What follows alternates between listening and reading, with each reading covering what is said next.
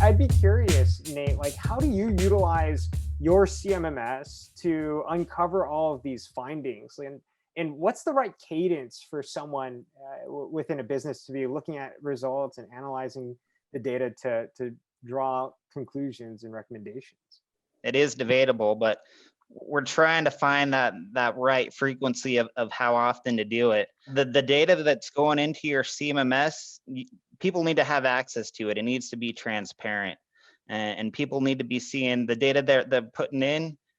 People are looking at it, and people are making decisions on it, and they're making decisions to improve their everyday work life, making it better, making the equipment run better.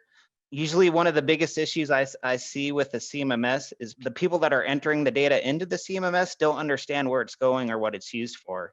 And that sometimes that can lead to a lack of engagement, and maybe they stop putting in as much data as they should, and it kind of just spirals downward. So you got to keep that data visible, and the people inputting the data have to know that you're using it to improve the maintenance and reliability program.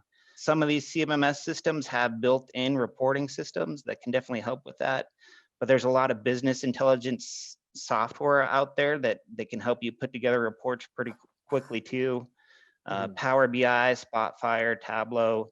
Oftentimes people connect these to the back end of their databases, and then they don't take a long time to learn, and then they can start building reports pretty quick and putting them up on the cloud where everybody can access them.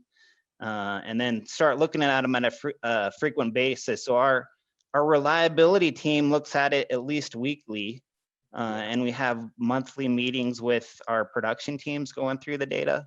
I know our maintenance teams look at them weekly, but it's out there on the cloud where people can go and look at them whenever they want.